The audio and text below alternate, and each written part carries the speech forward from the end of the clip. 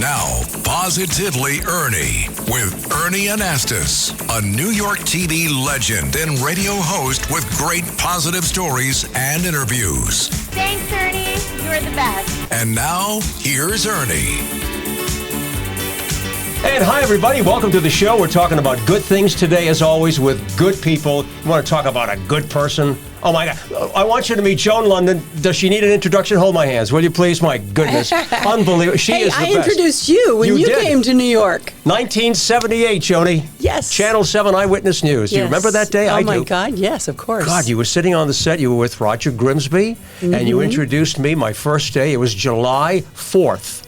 How do you remember because these I things? remember I covered Mind is a steel trap, this Ernie Anastos. I remember the parade that I covered that day, and I came on the set.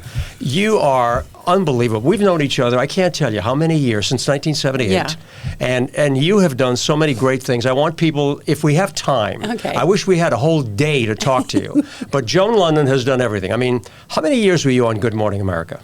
18, almost 20 years. Almost 20 years. years. I mean, I hosted for a little under 18, but I was there for 20 years. Unbelievable. Never did I believe when I started doing, spots for Good Morning America. Yeah. I was still at WABC. Sure. Reporting and anchoring. Yeah. Did I ever think I'd be there for 20 years? No, you had the talent. You still do. But I remember when you were at Channel 7 in New York, and then you went to ABC and did Good Morning America with David Hartman, who's a wonderful guy, and then Charlie Gibson. Exactly. I was with David for like 11 years, and then Charlie the next, And in fact, I just heard from Charlie the other day. How's he because doing? He's doing great. Good. He's truly retired. Okay. Like he's taking retirement seriously. Yeah. And they were actually just moving. He said, I'm moving from New York. I'm moving to Seattle because he has a daughter that works, I forget with what, Google or something in Seattle. So, we keep in touch. We send each other. And he said, so I'm going through the moving process because we just moved too. Yeah. And he said, and I found a bunch of pictures. And he sends me just a bunch of pictures, like from various places. Sometimes I'm trying to figure out, where were we? Oh, my God, we were in Hong Kong. Oh, yeah. It's like. Joan, tell me something, okay? From all the experiences, we're going to stay with Good Morning America and what you did. From all the time that you were on the air, does one interview stand out, one assignment, something that you'd say, you know what, I really remember this, and you did so much. But is there one thing? That's like a flock of birds coming I know at it you. is. I know it is. Interview, I'd say Prince Charles. Prince Charles. Only because it was the ungettable. Yeah. And each network got to send. How'd you get him? Because he came to the United States because Lord Mountbatten, his uncle, who was really like a surrogate dad to him because his dad was kind of cold and I know that. Him. Prince Philip, And so he had started a school in New Mexico, I guess. And then, of course, he was tragically killed in a terrorist attack. I don't know if you remember Lord Mountbatten. Sure. So Prince Charles was coming over here to, anoint this school. And each network, because back in those days, there was just ABC, CBS, and NBC. Absolutely. There wasn't that was it. like a multitude of other channels. Yeah. The three networks could send a person. And at that time, I was sent from ABC. Jane Pauley was sent from NBC. And at the time, Diane Sawyer was the host of CBS Morning. Right, exactly. And she was sent. And they took us into a room and gave us all the rules. You can't sit before he sits. You don't shake his hand before he extends his. You call him Your Royal Majesty to begin with, and Your Highness afterwards. Checklist you had to go through. I mean, it's like, okay, let's go, and do this interview. Yeah. So was he good? Did you like it? So, and then they had to draw straws to see who went first. Really? So, the one thing. At the time, Prince Andrew was dating this stripper called Koo Stark. So the big takeaway was you are not allowed to ask any question about Koo Stark. First, Diane goes in, and 4 questions in, she asks about Koo Stark. Oh, there you go. So she's a journalist. Shut down. That was it. Really? She got zilch out of him after that. And he can be very stoic and quiet and stern. He's not exactly a jovial guy in an interview. Yeah. So now Jane went second. I obviously got short straw. And I was like, 7 months pregnant. I was so pregnant they were just allowing me to What year was that, Joni? It would have been, I think I was pregnant. I'm trying to remember who I was pregnant with. Yeah. You've had so many children. Probably 90s? I know, maybe Sarah, which would have been 1987. 87. Okay. So, all right. So Jane managed to, Jane Pauley, kind of get him back on track a little bit. And now I'm ready to walk out there. Yeah. And Susan Winston, who is our producer, says, take your shoes off. Don't you remember he was the one who made that statement about women that he got so much in trouble for, saying, let's keep them barefoot and pregnant? I said, I don't remember the phrase, I'm not taking my shoes off. But I did use my pregnancy in the interview. To get what you want out of someone, you need to be able to kind of verbally and emotionally take them by the hand and lead them down the path. Oh, sure. You know this. Yeah, exactly.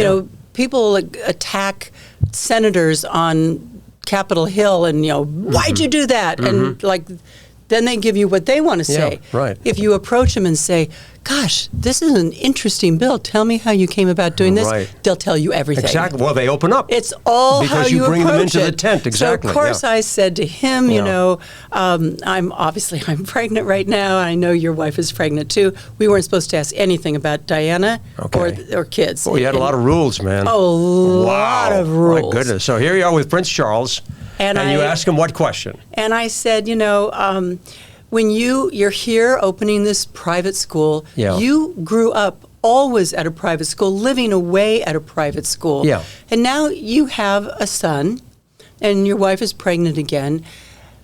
How are you feeling about what kind of schooling you want your son to have? Do you want him to go the same route that you went? Because, that was... admittedly by you, kind of a lonely route. And he's like, no, I'm not going to do that. I'm not going to. Oh, really? I don't want him to go on that route. Yeah. And now I've got him talking about the son.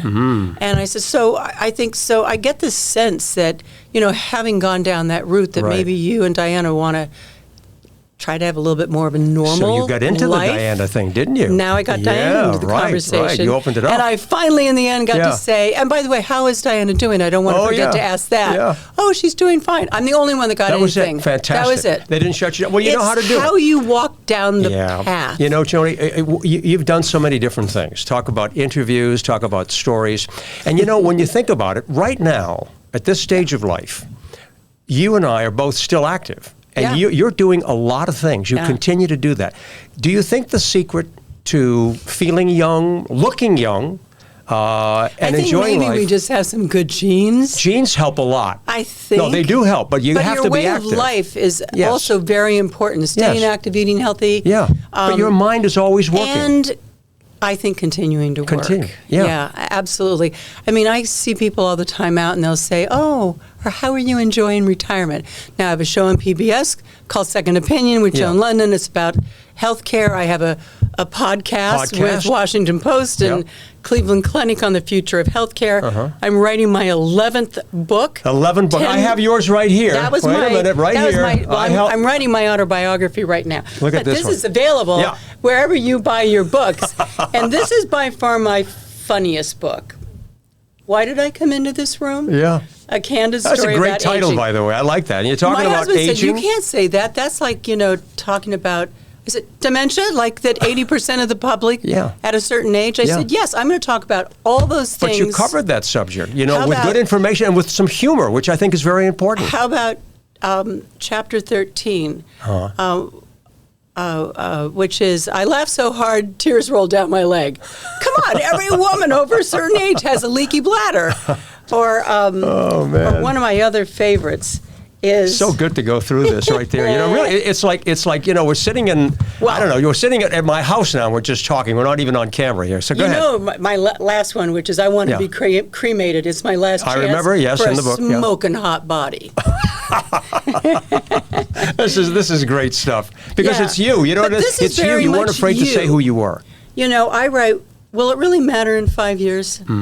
And that's about letting go of stupid stuff that people worry about and are angry about or sad about. Oh, man. Or like some little thing that they said to somebody and then they spend a week worrying about it. Will it really matter? I wish that idea could really start at a very early age for people to be able to think about it and say, look, what am I truly concerned about in my life? Why should I sit there and worry about some of these things that really don't matter? And that anger, that violence that we're experiencing, it's terrible. Well, you're a very positive person, obviously. You're doing this show. Yeah. I'm probably one of the most positive people you know. You are. I am the glass half full girl. Yeah. Well, I didn't necessarily, I don't know, maybe we come out that way, but I was certainly created. That person was created by my mom. Mm-hmm. You met my mom. Of course. Lovely. And Gladys, positively. Wonderful. I mean, she was what a gem. Like someone once said about her, I gave a big party for her when she turned 75. Yeah. And they got up and they said, I would describe Gladys as like a shooting star. Oh. Because even after she's come into a room, she's so effervescent and so positive that after she leaves the room, you still feel absolutely that positivity. She gave that to you. And your dad was influential as well. My dad was very influential in that he was an incredibly successful surgeon. He was raised by missionaries, and when you graduate from Loma Linda University, you're not just getting a medical degree. You are basically making a promise to go out in the world and be a missionary of sorts, to heal people. Sure. And that is going to be the focus of your career, and it certainly was the focus of his career. And I just wanted to be just like him. When I grew up, I wanted to be a doctor. You know that. Yeah. And he, of course, we lost him. He crashed in our family airplane coming back from speaking at a cancer convention. Sad story. I was 13. Oh. And then later on, right before I went away to college, I went to work in a hospital that he had helped to found. I found out pretty quick, stitches and scalpels were not going to be part of my career. You decided then and there. It takes a certain kind of person, but I always had at my core, at my heart, that I wanted to disseminate health information or do something to help people stay. And you've been doing that on television. And I hogged all the health stories at GMA. I know. And since I left GMA, every show I've done, everything I do, has to do with being a health advocate. And also motherhood, too. You did a show about moms. Yeah, well, but that's the same thing. Same thing. What's the saying? There are two important days in your life, the day you're born and the day you discover why. And I discovered why. I think I discovered why I was... that's so important. How I was going to make my mark on this world. But if you have a sense, any person has a sense of purpose. Yeah. That you believe that you have a gift, whatever it happens to be, and you're going to use it to the best of your ability. Yeah. Isn't that what keeps you really going all the time? That's why I wrote Healthy Cooking, Healthy Living, Growing Up Healthy. Like all these. Right. Because I want to share. And the secret I found to writing a bestseller was don't just research a subject and share the information. I mean, that's important. Yeah.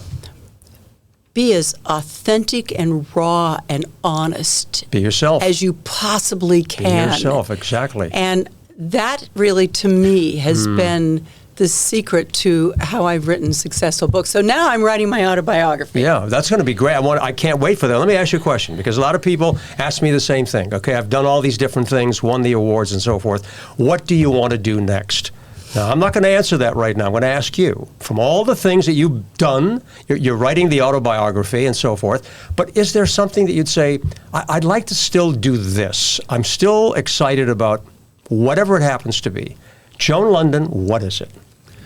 It's so hard. I mean, there's so many different mediums these days, and I'm lucky that after all these years, different things come to me. But I'm not done. I mean, it might be another TV show.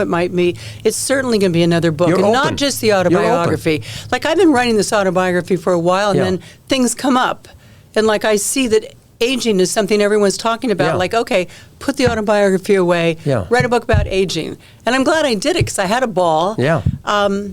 I'm kind of done with that bucket list, like I want to jump out of an airplane and I want to... Which you've done. I want to land on an aircraft carrier and I want to deploy with the Navy SEALs. Like, I've done all those. I'm good at a cocktail party. You got a lot to talk about. But let me tell you this, too, because we both knew Irma Bombeck. Oh, sure. And she had a terrific quote, and I use it often. She said, when I die and I go before God, I'm going to say, I have nothing left. I used all the talent you gave me. That's so Isn't that a great quote? I use that often because, and I think you and I both feel the same way. There's some talent left. Yes. There are some dreams and goals. And I'm using it up. Exactly. Still, I do a lot of speaking. Yeah, I know you do. And when I was at Good Morning America, I never wanted to go out and speak anywhere.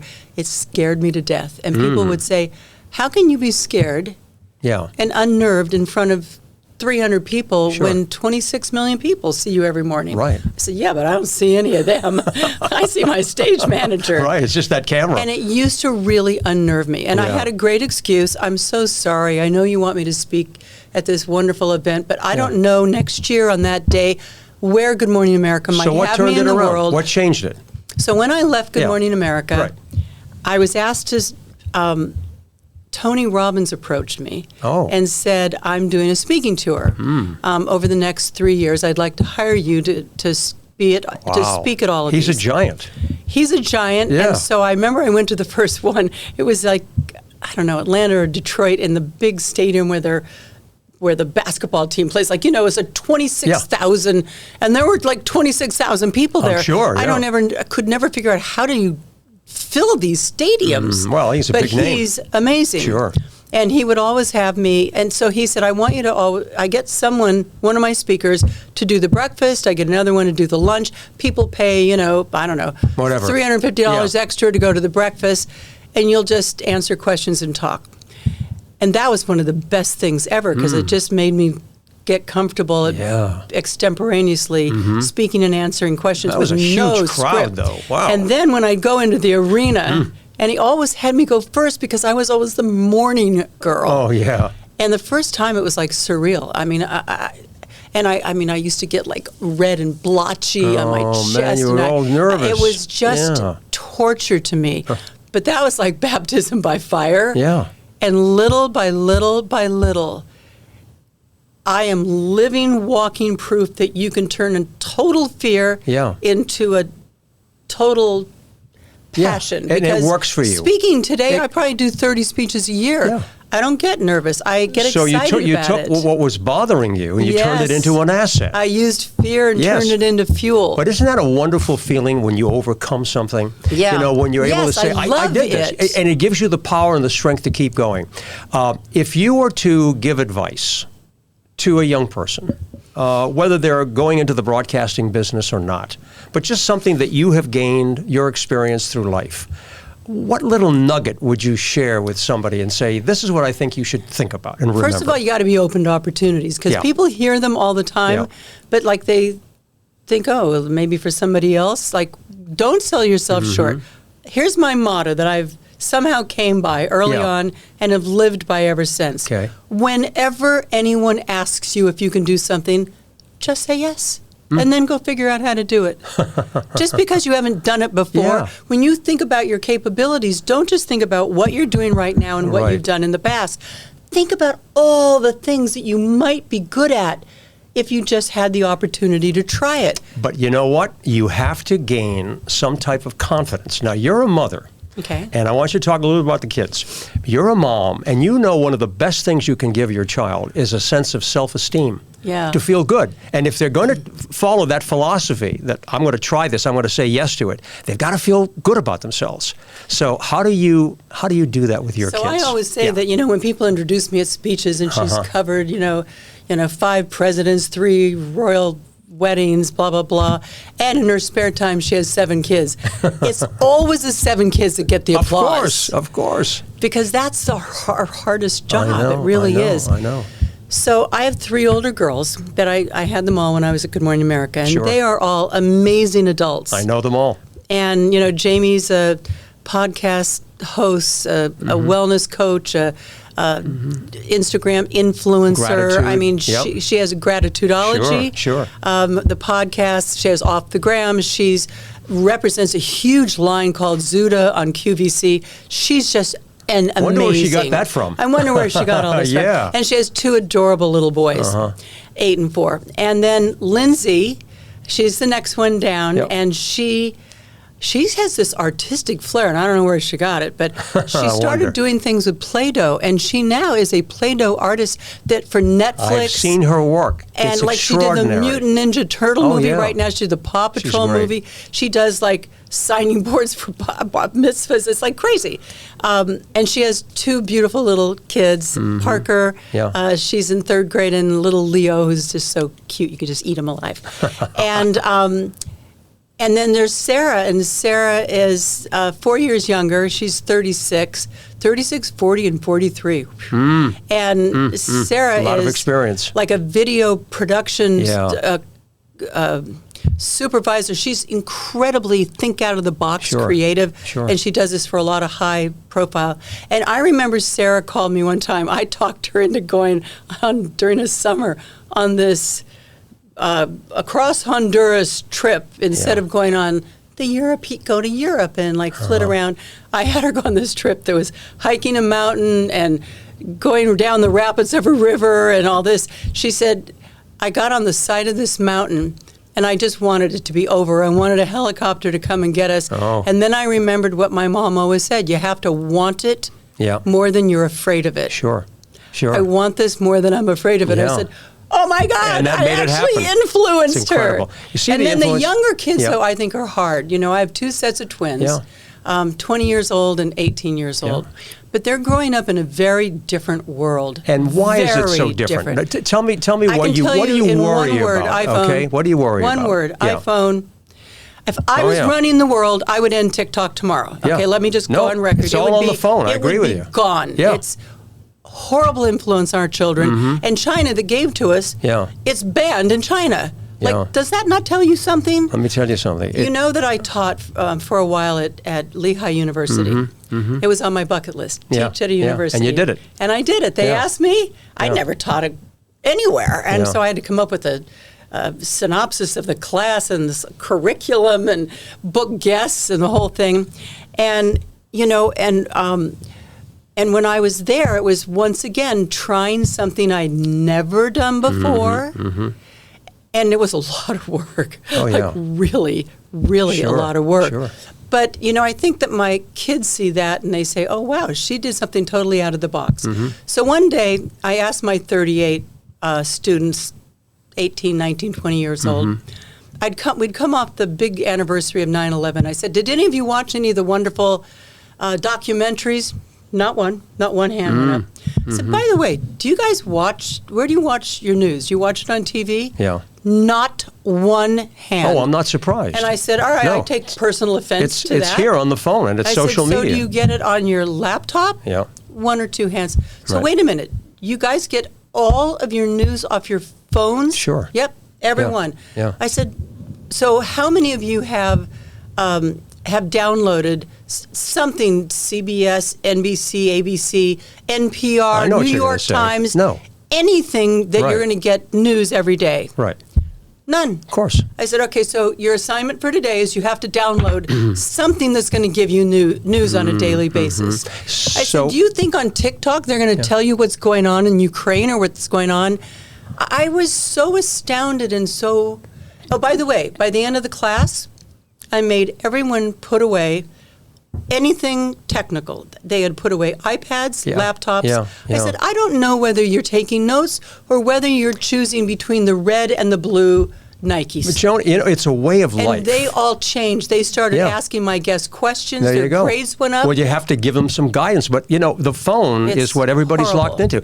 Somebody coined this once. They said it's called social ego media. And it's like, you know, putting all the time and energy into this. Who's doing what? What am I seeing? Can I put myself in there? And it seems that it's one more outrageous thing after another. Trying to compete with one another for attention. Are being raised in this world that's right now filled with so much hatred. That's disgusting. It's not just hatred, because it used to be that I'm sure a lot of those people that are voicing their hatred had the hatred in them.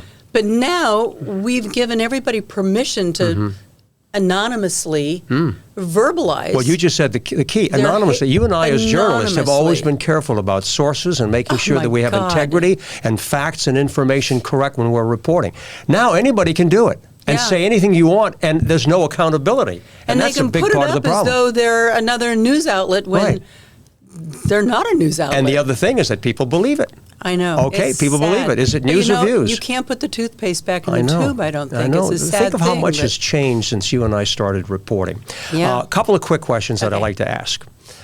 Fill in the blank. Okay. Fill in the blank. What the world needs now is what? What do we need? A female president that's going to have a heart but know how to discipline the kids, which is Okay. the basic public. Okay. Female president. That's what you're Yes. looking for. We'll see what happens in the election. Okay. You know, there are some choices that's out true. there. There's a female That's true. running. Exactly. What's I good? didn't make a political statement, by the way, just then. You should run. You should run. Joan Lunden for president. I did a speech in front of NAS, the National Association of Secretaries of State, Okay. in Washington in January, and I talked about the changes in media and the changes in politics, Yeah. which have created the perfect storm right now. Yeah. And at the end, I was speaking to every Secretary of State of every state in the United States and their staffs. And at the end, I had like one after another, you should run for office. You should. Truth be told, I've always had it in the back of my mind. Well, it's never too late. I don't know if I would You want to might- do it in today's world. No, you can make a difference. I almost though. did it. Can When make a I was in difference. Sacramento, California, Yeah. I was on KCRA, I was anchoring, Right. and I went to see a speech of, she was a congressman, a congresswoman, Pat Schroeder. Oh, yeah, sure. I was so Remember that name. inspired by her. Yeah. I took my mom to lunch a couple days later and said, I'm going to run for office. She said, what are you talking about? You're a star on television. I show all my friends. Don't get off the news. I said, Oh. Mom, I think I can make more of an impact on Wow. the world if I run. And I'm a consumer reporter and anchor. Like I could help consumers more if I ran. Yeah. And I was really serious. 2 weeks later, I got the offer to move to New York, and there you are. And there I Although, am. you know, if you had gone into politics, you know, there's a nice quotation. I love quotations. Me too. Decisions determine destiny. yeah. And you make a there decision, and it was. takes you somewhere. I love you. You know that. Everybody loves Joan Lunden. Thanks for sharing so many great stories with us. My Good luck. pleasure. All good things for you and your family, okay? Mwah. Love you. Bye. See you next time.